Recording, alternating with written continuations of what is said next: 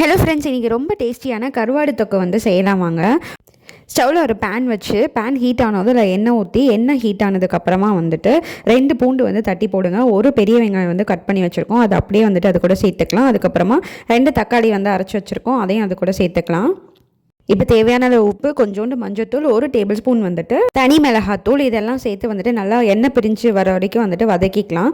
இதுக்கப்புறமா வந்துட்டு நம்ம கருவாடை க்ளீன் பண்ணி கட் பண்ணி வச்சுருக்கோம், அதை வந்துட்டு இது கூட சேர்த்துக்கலாம். இது வந்து பால் சுறா கருவாடு. நம்ம 1 வீக் கூட வச்சு சாப்பிட்லாம், சூப்பராக இருக்கும். கருவாடும் மசாலாவும் நல்லா மிக்ஸ் ஆகிற வரைக்கும் வந்துட்டு வதக்கி விட்டுட்டு ஒரு 10 மினிட்ஸ் மூடி போட்டு மூடி வைங்க.